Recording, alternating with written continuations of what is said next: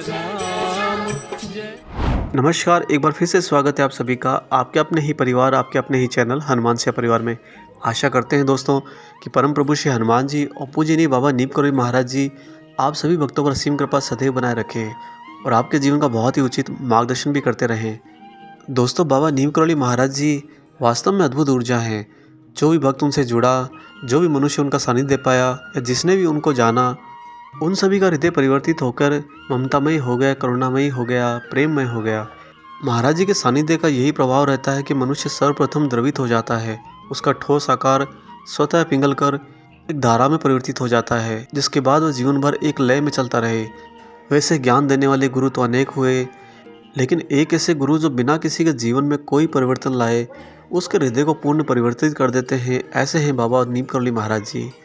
और दोस्तों, कई बार लोगों ने महाराज जी के धाम में यात्रा करने, वहाँ पर जाकर उन्हें भक्ति समर्पित करने का निश्चय किया होता है, तैयारी करते हैं और प्रार्थना भी करते हैं। अनेकों भक्त बाबा महाराज जी के दर्शन करने के इच्छुक रहते हैं, उनके धाम की यात्रा करना चाहते हैं, परंतु क्या कभी आपने सोचा है कि उनके धाम की यात्रा बाबा महाराज जी की इच्छा के बिना नहीं हो सकती?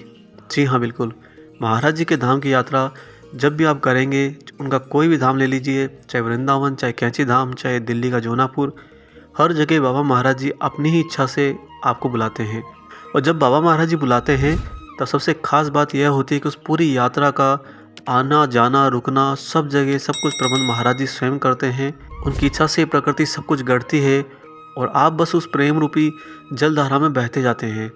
और यह वास्तव में एक अद्भुत प्रक्रिया है कि किस तरह कोई अलौकिक संत, किस तरह की दिव्य ऊर्जा आपके पूरे पाथ को, आपके पूरे रास्ते को नियोजित करती है और बड़ी सुगमता से आपको स्तर ब स्तर चलाते हुए अपने धाम लेकर आती है।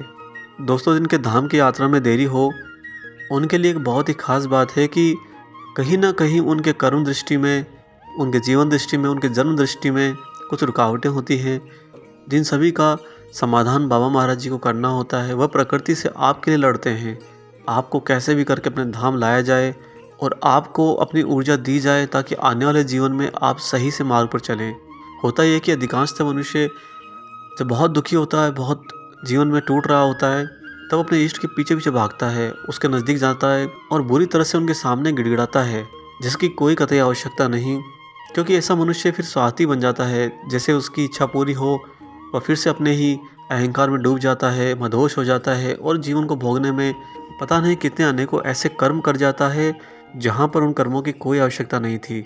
इन कर्मों को धूल कर्म और डस्ट कर्म कहा जाता है। एक ऐसे कर्म जो आपके जीवन में आगे कहीं काम ना आएंगे, ना ही उन कर्मों का कोई प्रभाव आपके साथ जाने वाला होता है। तो महाराज जी अगर आपको अपने धाम पर बुलाने में थोड़ी भी देरी करते हैं तो आप उनका स्पष्ट संकेत समझ जाइए कि बाबा महाराज जी ना सिर्फ आपको अपने धाम पर बुलाने की प्रक्रिया कर रहे होते हैं, साथ ही आपके जन्म जन्मों के अंदर फंसे हुए कांटों को निकालने की भी प्रक्रिया कर रहे होते हैं, ताकि जब आप उनके धाम से वापस जाएं तो उनकी ऊर्जा के कारण आपके जीवन का उत्तम विस्तार हो। और जिन भक्तों को महाराज जी को बुलाना होता है, बाबा उन्हें बुलाने की हामी भर देते हैं। दोस्तों, के घर से ही महाराज जी की लीला शुरू हो जाती है। पूरे रास्ते में अगर आने वाले समय में आपके साथ कोई दुर्घटना घटने वाली हो या कहीं पर कोई नुकसान होने वाला हो, महाराज जी उन सभी बादलों को आपके पहुंचने से पहले ही छांट देते हैं। उनका ये स्नेह अपने भक्तों के प्रति अथाह है। हमारा स्वयं का भी ये अनुभव है, महाराज जी आपको बुलाएंगे तो आपके लिए सब कुछ करते हैं। और जो भक्त बाबा महाराज जी के दर्शन के लिए पहुंच जाते हैं और साथ ही जिनकी यात्रा विलंब है, उन दोनों भक्तों के लिए एक विशेष बात यह है कि आप महाराज जी से सिर्फ महाराज जी को मांगने तक ना रखिए। बाबा महाराज जी से अगर आप जुड़ गए हैं तो महाराज जी से आप उसकी निरंतरता मांगिए। कहिए कि प्रभु, हमें आपके चरणों में ऐसा स्थान दीजिए कि हम सारे सुख और दुख में आपके ही साथ रहें, सारे जीवन की तरक्की और आहतों में हम आप ही की शरण में रहें। क्योंकि दोस्तों, निरंतरता हमारी तरफ से, हमारे पक्ष से आवश्यक है।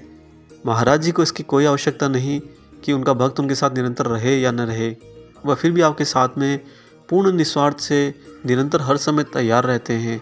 जैसे किसी भक्त ने प्रभु श्री राम का नाम लिया, बाबा हनुमान को पुकारा या बाबा नीम करौली महाराज जी को पुकारा, महाराज जी की ऊर्जा तुरंत वहाँ पर विद्यमान हो जाती है।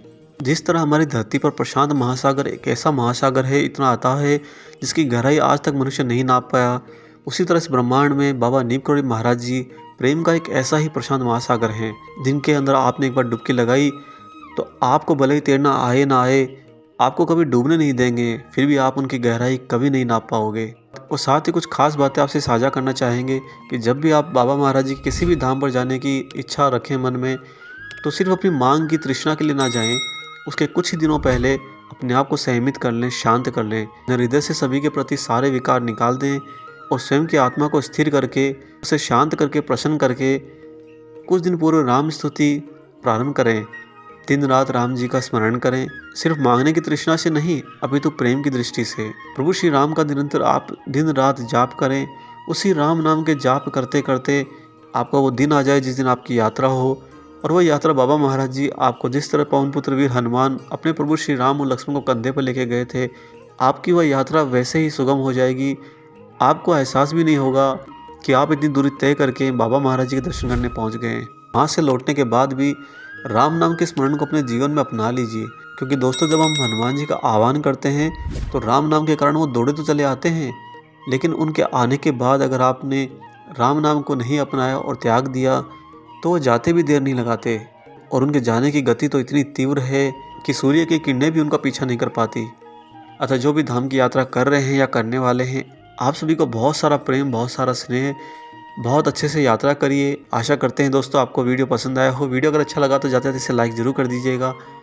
मिलेंगे बहुत जल्दी ही एक और ऐसे अद्भुत अंक के साथ। तब तक अपना और अपने माता पिता का संपूर्ण रूप से ख्याल रखिए और परम प्रभु श्री राम जी का निरंतर गुणगान करते हुए बाबा हनुमान और बाबा नीम करोली महाराज जी की निस्वार्थ होकर सेवा करते रहिए।